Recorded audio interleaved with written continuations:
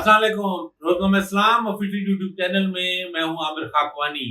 Iran America अमन माहदा हो चुका है, उस पे साइन भी हो गए हैं। जो फॉर्मल तकरीब थी उसमें थोड़ा दबा आया है, लेकिन कोई फर्क नहीं पड़ता क्योंकि सिग्नेचर अमेरिकन प्रेसिडेंट ने कर दिए, ईरानी सदर ने कर दिए और बतौर सालिस पाकिस्तानी प्राइम मिनिस्टर शहबाज शरीफ ने भी कर दिए। अब अहम बात यह है कि अगले 60 दिनों में उस पर क्या इम्प्लीमेंटेशन होती है, अमल होता है, नहीं होता, माहदा कंप्लीट होता है, अमेरिकन इससे मुतमईन होते हैं, ईरान में रिएक्शन आता रहता है। ये सब चीजें इस पे हम अलग से बात करेंगे।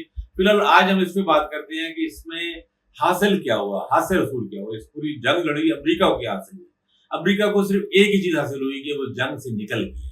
जिस जंग में वो फंस गया था, जंग उसके लिए दलदल बन गई थी, उसका सारा रोब दबदबा, मिलिट्री कुवत सारी, वो जो इम्पैक्ट उसका खराब हुआ था और उसका जो उसका नाम था, वो नाम उसका बहुत बुरी तरह बिगड़ा अमेरिका को। दर हकीकत इस जंग में अमेरिका को शिकस्त हुई, क्योंकि जब भी कोई बड़ी फौज, बड़ा मुल्क हमला करता है, किसी छोटे मुल्क पे छोटी फौज पे हमला करता है, अगर वो उसे शिकस्त ना दे सके, सरेंडर ना करा सके, तो उसे उसे बड़े मुल्क की शिकस्त समझी जाती है। छोटे मुल्क की नहीं। जंग में ऐसा नहीं होता कि आप उसमें 60-70% हमने जीत लिए, नहीं, जंग या 100% जीती जाती है या हारी जाती है और उसमें ऑप्शन नहीं होती।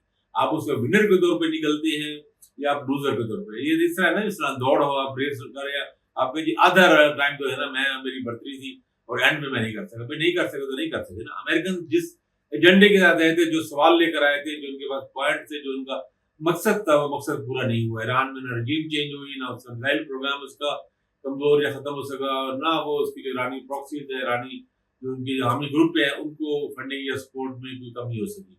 तो जो एक चीज वाहिद चीज बनवाई कि ईरान न्यूक्लियर ताकत नहीं बनेगा, वो ईरान तो वो तो 2015 में वादा कर चुका था। बहरहाल अमेरिकन को इससे नुकसान हुआ, बड़ा धचका लगा, और इस वक्त मैं अमेरिकन मीडिया देख रहा था, शदीद तनकीद हुई है। न्यूयॉर्क टाइम में, वाशिंगटन पोस्ट में, वॉल स्ट्रीट जर्नल में, दीगर अमरीकी अखबारात में तनकीद हुई। कोई एक बंदा भी ऐसा नहीं है सिवाय प्रेसिडेंट ट्रंप के अपने वाइस प्रेसिडेंट जेडी वेंस के या उनके अपनी पार्टी के चंद एक लोगों के सिवा कोई एक भी अपोजिशन में या इंडिपेंडेंट आदमी नहीं है जो ये माने कि ये विक्ट्री है। अमेरिकन विक्ट्री इसे नहीं मान रहे।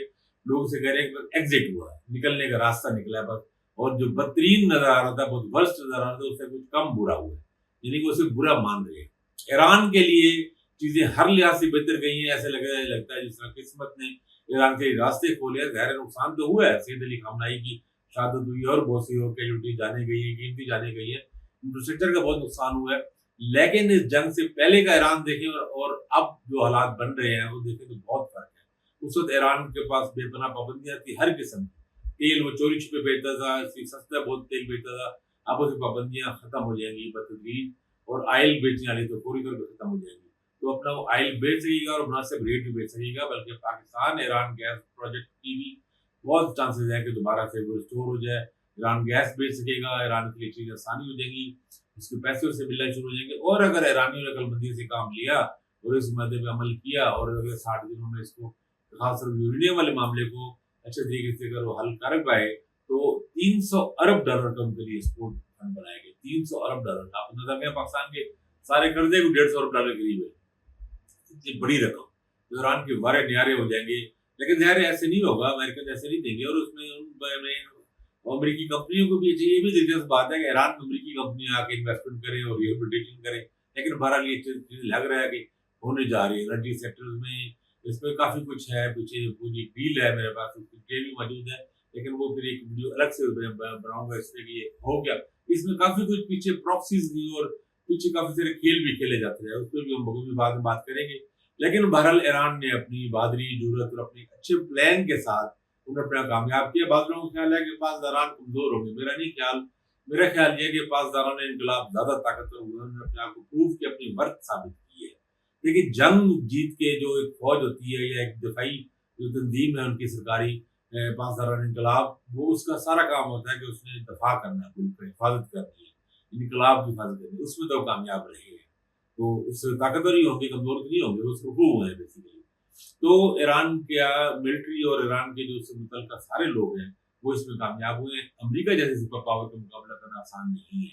लेकिन ये है कि फंड्स आएंगे, पैसे आएंगे वहां पे, तो उसमें पॉलिटिकल हुकूमत का रोल दायरा बढ़ेगा। क्योंकि जब आपके पास नॉर्मल और लीगल और जायज तरीकों से पैसा आना शुरू होता है, तो ये जुगाड़ आपको करने पड़ते हैं जो पहले कर रहे थे वो नहीं करेंगे, तो चीजें बेहतर हो जाएंगी ईरान में। पाकिस्तान का रोल बहुत अच्छा इसमें रोल रहा है। पाकिस्तान की बड़ी कामयाबी हुई, मैं देख रहा था वॉल स्ट्रीट जर्नल में एक स्टोरी छपी, जो फ्रंट पेज पे स्टोरी छपी, जिसमें उन्होंने कहा कि प्योर जिसी विक्ट्री है वो पाकिस्तान की है, पाकिस्तान हर लिहाज से नुमाया हुआ है, उभरा है। सबसे बड़े जो लूजर इसमें है, बिगेस्ट लूजर वो इसराइल है, वो बहुत नुकसान हुआ इसमें। न्यूयॉर्क टाइम्स ने कल अपने यरूशलेम में वहाँ पे अपने ब्यूरो चीफ की रिपोर्ट छापी, उन्होंने कहा कि वहाँ सभी मातम बिछी हुई है, और इसराइल के वहाँ के जो बड़े अखबार आते हैं उनके एडिटर और कॉलमिस्ट लिख रहे हैं कि बदतरीन बिट्रे कर रहे हैं, कोई 9/11 करार दे रहा है, कोई से डिप्लोमेटिक 7 अक्टूबर करार दे रहा है, 7 अक्टूबर वो दिन था जिस पर हमला हुआ उन पे बड़ा। तो वो सारी चीजें उनको लग रहा है कि अमेरिका ने उनको बिट्रे, असल में प्रेसिडेंट ट्रंप को ये अंदाजा हो गया कि उनको जंग में धकेला गया, वो जंग में फंसाया गया, और उनका जो उनको समझ आ गई कि ये नेतन्याहू, प्राइम मिनिस्टर नेतन्याहू ने किया है। तो ये बात ही सबसे बड़ा फर्क है इसमें, तो दोनों मुल्कों में बड़े अरसे बाद ऐसा हुआ है कि वाशिंगटन में और तेल अवीव के दरमियान एक बड़ा वाज़ेह फर्क नजर आ रहा है, तो वो एक लूजर है उसमें। इंडिया को भी इस मामले में नुकसान तो हुआ है, क्योंकि इंडियन एनालिस्ट मुसलसल ये परेशान है और ये कह रहे हैं कि जिस तरह उन्होंने आइसोलेट कर दिया था पाकिस्तान को, या आइसोलेशन की कोशिश कर रहे थे डिप्लोमेटिकली, वो सारी नाकाम हुई है, पाकिस्तान फ्रंट पे आ गई है।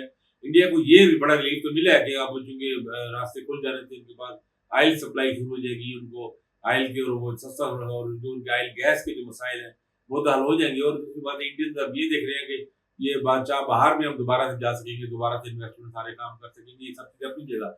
लेकिन जो मिडिल ईस्ट के जो नए नक्शा बन रहा है उसमें इंडिया को सोचना पड़ेगा वो कहाँ है, क्योंकि लग रहा है कि नया अलायंस बनने जा रहा है, जिसमें पाकिस्तान, सऊदी अरब, तुर्किया, इजिप्ट, कतर का रोल होगा, मुमकिन है बहरीन कोई भी शामिल हो जाए, और मुमकिन है ईरान भी शामिल हो जाए। मिडिल ईस्ट बिल्कुल एक रीशेप हो रहा है, इस पर हम बात करते रहेंगे क्योंकि तब्दीलियां तेजी से आ रही हैं।